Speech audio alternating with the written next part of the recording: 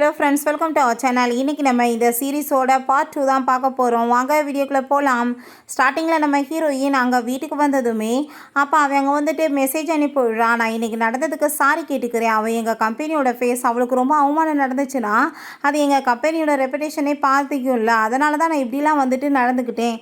நான் உனக்காக ஒரு பெரிய சர்ப்ரைஸ் வச்சுருக்கேன், ப்ளீஸ் நீ என்னை மன்னிச்சிருன்னு சொல்லிட்டு அனுப்பி விட்டதுமே 3 இயர்ஸாக நீ வந்துட்டு நடித்து தவிச்சு போயிட்ட. பாவம், உனக்கு நான் கொஞ்சம் ரெஸ்ட் கொடுக்க வேண்டாமா? இதுக்கப்புறமே நீ நடிக்க வேணான்னு சொல்லிட்டு நம்ம ஹீரோயின் அங்கே அவங்க 2 பேரும் சேர்ந்த இடத்துக்கு தான் அந்த வெட்டிங் ஃபோட்டோலாம் போய் அங்கே வந்து கட் பண்ணிட்டு இருக்கா. போதும் உன் கூட சேர்ந்து இருந்தது, இதுக்கப்புறமாச்சும் நிம்மதியாக நான் வந்துட்டு மூச்சு விடணும், நீயுமே வந்துட்டு நிம்மதியாயிரு. பாவம் எவ்வளோ நாளைக்கு தான் போய் பேசிகிட்டு இருப்பா அப்படின்றத சொல்லிட்டு அங்கே வந்து யோசிச்சுட்டு அதை மாதிரி பண்ணிட்டு இருக்கா. பேக்கா நீ வந்துட்டு லவ்வை கொடுக்கணும்னு எந்த அவசியமே கிடையாது அப்படின்றத அவ சொல்கிறா. அப்போ பார்த்தா அவள் ஃபோனுக்கு ஒரு நோட்டிஃபிகேஷன் வருது. இவன் அங்கே அந்த சிசி கூட தான் சேர்ந்து அங்கே வந்துட்டு அங்கே ஹாப்பியாக அங்கே கையெல்லாம் டச் பண்ணிவிட்டு அங்கே பார்ட்டி பண்ணிட்டு இருக்கான். கையில் வெட்டிங் ரிங் கூட இல்லை, அவ்வளோ தூரத்துக்கு நீ ரொம்ப ஹாப்பியாக அவள் கூட சேர்ந்து இருக்கியான்னு சொல்லிட்டு நம்ம ஹீரோயின் யோசிச்சுட்டு இருக்கா. நெக்ஸ்ட் டே பார்த்தா டைம் எல்லாமே முடிஞ்சு போயிடுச்சு. இதுக்கப்புறம் நான் வந்துட்டு உன்னை விட்டு கிளம்ப வேண்டிய நேரம் வந்துருச்சு, உன்னை பற்றி யோசிச்சு நான் வந்துட்டு ஃபீல் பண்ண வேண்டிய நேரம் கிடையாது அப்படின்றத சொல்லிட்டு அவள் அதுக்கப்புறம் அங்கே இருந்துட்டு கிளம்பும்போது திரும்ப பார்த்தாங்க ஹாஸ்பிட்டலில் அவள் வந்துட்டு அப்படியே பாசமாக அவனை ஹக் பண்ணிட்டு இருக்க மாதிரி வந்துட்டு ஃபோட்டோலாம் அனுப்பி விட்டதுமே ஹீரோயின் அதை பார்த்து நக்கலாக சிரிச்சுட்டு பண்ணி எனக்கு ஒன்றும் கவலை கிடையாதுன்னு சொல்லிட்டு யார்ட்டையும் அங்கே கால் பண்ணிட்டு இருக்கா.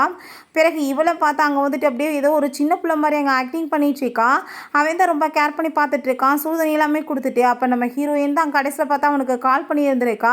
அந்த ஃபோனை அட்டன் பண்ணிவிட்டு அவன் பாட்டு அங்கே வந்துட்டு ஃபோனை வச்சு நான் மறந்து போய் இவளுக்கு வந்துட்டு அங்கே தண்ணி இவ்வளோ சூடாக இருக்குன்னு தெரியாமல் கொடுத்துட்டேனே, நான் உன்னை கேர் பண்ணிக்கணும்னு சொல்லிட்டு அங்கே பேசும்போது அப்போங்க அந்த நர்ஸுங்க உண்மையிலே வந்துட்டு இவங்கள மாதிரி ஒரு ஸ்வீட்டான கப்புள்ஸே கிடையாது, எவ்வளோ தூரத்துக்கு ஹாப்பியாக அவர் வந்துட்டு கவனிச்சிட்டு இருக்காரு, ரொம்ப கேரிங்கான ஒரு பர்சன் அப்படின்றத சொல்லிட்டு பேசிகிட்டு இருக்காங்க. அப்போ அங்கே அசிஸ்டன்ட் வந்து பாஸ் நீங்கள் என்ன உண்மையிலே சொல்கிறீங்களா, இப்போ கட்டிகிட்டு இருக்க எல்லாம் வந்துட்டு ஹோட்டலில் அந்த ப்ராஜெக்ட் எல்லாத்தையுமே இவங்களோட பேரில் மாற்றிடுவோமா அப்படின்ற சொல்லிட்டு கேட்டதும் ஆமாம் நான் சொன்ன மாதிரி பண்ணுங்கள், எல்லாமே அவளோட பேரில் தான் இருக்க போகுதுன்னு சொன்னதுமே அவருக்கு அதை கேட்டுட்டு என்ன தான் பண்ணி தொலைகிறதுன்னு சொல்கிற மாதிரி ஓகே சொல்லிட்டு அங்கேருந்து போகிறாரு.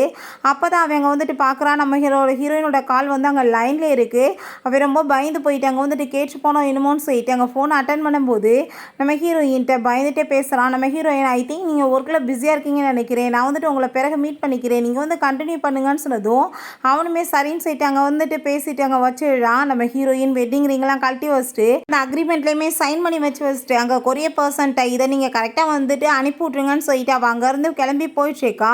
திரும்ப வீட்டுக்கு வர்றதுக்கு முன்னாடி நான் ஏரோப்ளானில் கிளம்பி போயிருப்பேன், நீ இதுக்கப்புறம் என்னை எப்பயுமே மீட் பண்ண முடியாதுன்னு சொல்லிட்டு அவங்க போகும்போது பேபி நான் உனக்காக சர்ப்ரைஸை வந்துட்டு அங்கே வீட்டுக்கு அனுப்பி வச்சுட்டேன் அப்படின்றத அவன் சொல்லிட்டு அங்கே அனுப்பி விட்டுட்ருக்கான். ஸோ நம்ம ஹீரோயின் அதெல்லாமே பார்த்துட்டு இருக்கும்போது இவ பார்த்தா அதை சாப்பிடக்கூட முடியாத மாதிரி அங்கே ரொம்ப பெரிய ட்ராமாவை க்ரியேட் பண்ணிட்டு இருக்கா. அதையுமே போட்டோ எடுத்து நம்ம ஹீரோயினுக்கு அவள் சென்ட் பண்ணி விட்டதுமே நம்ம ஹீரோயின் அதுக்கப்புறம் இவனோட ஃபோன் நம்பர் எதுக்குன்னு சொல்லிட்டு அங்கே பிளாக் பண்ணிவிட்டு பாட்டு அங்கேருந்து கிளம்பியே போயிடுறா. இங்கே இவனை பார்த்து அங்கே கேர் பண்ணி பார்த்துட்டு இருந்தா அவங்க அசிஸ்டன்ட் விழுந்து ஓடி வந்துட்டு இருக்காரு. பாஸ் 3 இயர்ஸாக வந்துட்டு மறைச்சி வச்சிருந்த எல்லா நியூஸுமே அவங்களுக்கு தெரிஞ்சு போயிருச்சு அப்படின்றத சொன்னதும் அவன் ரொம்பவே ஷாக் ஆகி போயிட்டு என்ன சொல்லிட்டு இருக்கேன்னு சொல்லிட்டு கேட்கும்போது இவங்க வந்து அப்ராடில் தான் இருந்தாங்க, ஜெயிலில் இல்லைன்னு சொல்லிட்டு உங்கள் ஒய்ஃபுக்கு தெரிஞ்சு போயிருச்சு, நான் எவ்வளோ டைம் கால் பண்ண ட்ரை பண்ணிகிட்ருக்கேன், நீங்கள் வந்துட்டு அட்டனும் பண்ணலை அப்படின்ற சொல்லிட்டு அங்கே வந்து பேசுகிறாங்க. அவங்களுக்குமே கால் பண்ணி பார்த்தேன் வந்து ஃபோன் போக மாட்டேதுன்னு சொன்னதும் அதெல்லாமே கேட்டுட்டு இந்த சிசிக்கு அவ்வளோ ஒரு ஹாப்பியாகிட்டு இருக்கு. ஏன்னா இவன் எதுவுமே தெரியாத மாதிரி அங்கே ரொம்பவே வந்துட்டு ஹாப்பி ஆகிட்டு அவன்ட்டு வந்து என்னாச்சும் உங்களுக்கு ஏதாச்சும் வந்துட்டு ப்ராப்ளமானு சொல்லிட்டு அங்கே பேசும்போது இல்லை நான் வந்துட்டு இப்போ முக்கியமான வேலை இருக்குது, நான் போய் அவட்ட வந்து பேசி ஆகணும்னு சொன்னதும் ஐ திங்க் வந்துட்டு உங்களுக்கு ரொம்ப வேலை இருக்குன்னு நினைக்கிறேன், நீங்கள் வந்துட்டு கிளம்புங்க, நீங்கள் தயவு செஞ்சு வந்துட்டு எல்லாத்தையுமே கொஞ்சம் கூலாக வந்துட்டு ஹேண்டில் பண்ணுங்கள், கோவப்படாதீங்க அப்படின்றத அவ சொல்கிறா.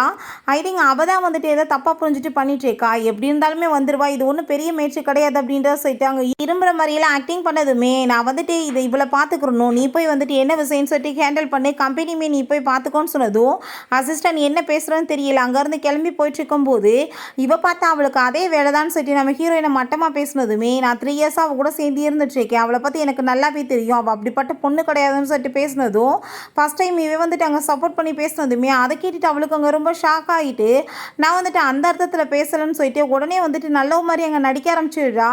அதெல்லாமே பார்த்துட்டு அவன் நீ இதுக்கப்புறம் இந்த மாதிரி வந்துட்டு பேசாத, எனக்கு இப்போ டைம் ஆகிட்டுருக்கு, நான் வந்துட்டு கிளம்ப போகிறேன்னு சொன்னதுமே அவள் ரொம்பவே ஷாக் ஆகி போயிட்டு என்ன நடந்துட்டுருக்கு, இவன் வந்துட்டு என் கையை விட்டு போயிடுவானான்னு சொல்லிட்டு அவளுக்கு அங்கே ரொம்பவே நர்வஸ் ஆக ஆரம்பிச்சிருது.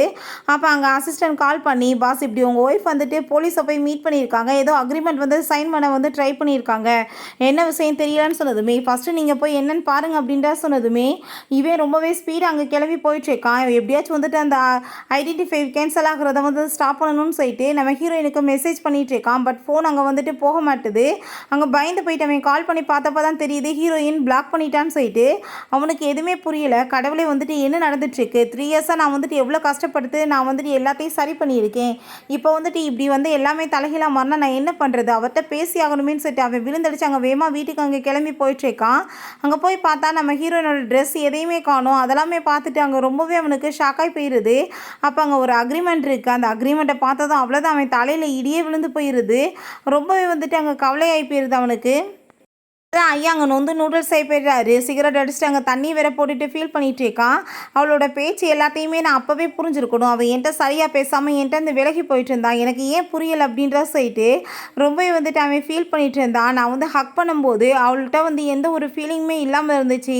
இதை கூட என்னால் புரிஞ்சுக்க முடியலையா, 3 இயர்ஸாக நான் எவ்வளோ கஷ்டப்பட்டு இந்த இதெல்லாம் பண்ணேன்னு சொல்லிட்டு அவன் ரொம்ப ஃபீல் பண்ணிவிட்டு நம்ம ஹீரோயினுக்கு கால் பண்ணிகிட்டு இருக்கான். பட் ஃபோன் அங்கே ரீச் ஆக மாட்டுது. அவன் ரொம்பவே அங்கே டென்ஷன் ஆகி போயிட்டு திரும்ப அங்கே ட்ரிங்க்ஸாக பண்ணிகிட்டே இருக்கான். பிறகு அசிஸ்டண்ட்டை கால் பண்ணி எனக்கு தயவு செஞ்சு நீங்கள் வந்துட்டு எப்படியாச்சும் அவங்க போலீஸை மீட் பண்ணி எதையுமே வந்து சைன் பண்ணாமல் வந்து ஸ்டாப் பண்ணுங்க அப்படின்ற சொன்னதும் ஆல்ரெடி அவங்க எல்லா ஃபார்மே சைன் பண்ணிட்டாங்க பாஸ் அப்படின்ற சொன்னதுமே இவன் அங்கே வந்துட்டு ரொம்பவே தவிச்சு போயிருக்கான். இதுக்கப்புறம் எதுவுமே பண்ண முடியாது, நம்ம என்ன பண்ண முடியும்னு சொல்லும்போது அதை எப்படி அவள் வந்துட்டு என்கிட்ட இப்படிலாம் வந்துட்டு பண்ணிட்டு போகலான்னு சொன்னதும் நீங்கள் இப்போ கம்பெனிங்க கம்பெனியே வந்துட்டு ஒன்றுமே இல்லாமல் போயிடும். இப்போ பப்ளிக்காக போய் அவங்க உங்கள் மேலே கேஸ் போட்டாங்கன்னு வச்சுக்கோங்கமே, உங்கள் கம்பெனியோட ரெப்புடேஷன் டோட்டலாக வந்துட்டு ஒன்றும் இல்லாமல் போயிடும். 3 இயர்ஸாக நீங்கள் வந்துட்டு அவங்கள நம்ப வச்சு ஏமாற்றிருக்கீங்க. உங்களுக்கு அப்போ தெரியாதா, இது எப்பயாச்சும் உண்மை தெரிய வரப்போ அவங்களோட ரியாக்ஷன் இந்த மாதிரி தான் இருக்கும்னு சொல்லிட்டு நீங்கள் தான் நல்ல லைஃப்பை வந்துட்டு எடுத்து குட்டிச்சோராக்கிட்டீங்களே பாஸ் அப்படின்ற சொல்லிட்டு இத்தனை நாள் அவருக்கு வந்துட்டு அங்கே எவ்வளோ கோவம் இருந்துச்சோ அதை எல்லாத்தையுமே கொட்டி வந்துட்டு தீக்க ஆரம்பிச்சிடுறாரு. நீங்கள் அவங்க அம்மாவை கொலை பண்ணவளை காப்பாற்றி ரொம்ப வந்துட்டு 3 வருஷமாக கேர் பண்ணி பார்த்துக்கிட்டு இருந்தீங்கன்னா அவங்க எப்படி சும்மா இருப்பாங்க, யாராச்சும் வந்துட்டு சும்மா இருப்பாங்களா, இது உங்களுக்கு நடந்திருந்தால் நீங்கள் எப்படி வந்துட்டு பேசாமல் இருப்பீங்களான்னு சொல்லிட்டு அவன் ரொம்பவே அங்கே வந்துட்டு கோவப்பட்டுட்டு இருக்கான்.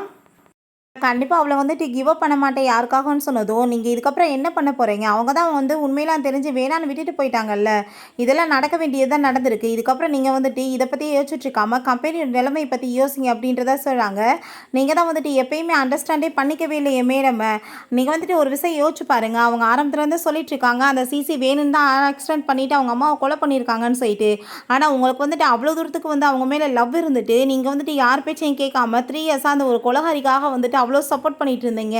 நீங்கள் பண்ணது நியாயமா, நான் ஆரம்பத்துலேருந்து உண்மை என்னமோ நீங்கள் வந்துட்டு யோசிச்சு பண்ணுங்கன்னு சொல்கிறேன். நீங்கள் ஏதாச்சும் காது கொடுத்து கேட்டிங்களா, 3 இயர்ஸாக அவங்கள வந்துட்டு நம்ப வச்சு கழுத்துருத்துருக்கீங்க. அதுக்கப்புறம் அவங்க என்ன பண்ணுவாங்க சொல்லுங்கள், அவங்க கூட சேர்ந்து இருந்து அவங்கள இன்சல்ட் பண்ணியிருக்கீங்க அப்படின்ற சொன்னதும் அதெல்லாமே கேட்டுட்டு இவனுக்கு அங்கே ரொம்பவே கஷ்டமாயிட்டுருக்கு. பட் சிசி வந்துட்டு அப்படி பண்ண மாட்டா, அவள் ரொம்ப நல்லவன்னு சொன்னதும் இப்பயுமே நீங்கள் வந்துட்டு இதே மாதிரி தான் பேசிகிட்டு இருக்கீங்க, இதுக்கப்புறம் நீங்கள் வந்துட்டு உங்கள் விருப்பம் என்னமோ நீங்கள் பண்ணுங்கன்னு சொல்லிடுறான்.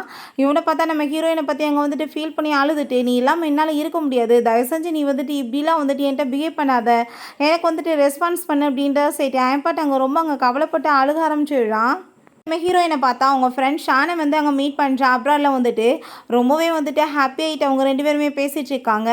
உன் லைஃப் எப்படி இருக்குன்னு சொல்லிட்டு அவன் கேட்டதுமே நம்ம ஹீரோயின் எப்படி இருக்குன்னு உனக்கு என்ன தெரியலையா, நான் வந்துட்டு ஃபைனலாக இங்கே வந்து சேர்ந்துட்டேன், பட் நான் ரொம்பவே டயர்டாக ஃபீல் பண்ணிகிட்ருக்கேன் வாழ்க்கையிலன்னு சொல்லிட்டு அங்கே நடந்த எல்லாத்தையுமே சொன்னதுமே உனக்கு இப்படிலாம் நடக்கும் தெரிஞ்சிருந்துச்சுன்னா கண்டிப்பாக நான் வந்துட்டு அவன் கூட அனுப்பியிருக்கவே மாட்டேன்னு சொன்னதும் இதெல்லாம் நடக்கணும்னு என் தலையெழுத்து அப்படின்ற சொல்லிட்டு அவங்க 2 பேருமே இங்கே கிளம்பி போயிட்டு இருந்தாங்க. அங்கே ஒரு பையன் வந்துட்டு ஒரு பொண்ணுக்கு வந்து ப்ரப்போஸ் பண்ணிகிட்டு இருக்கான்.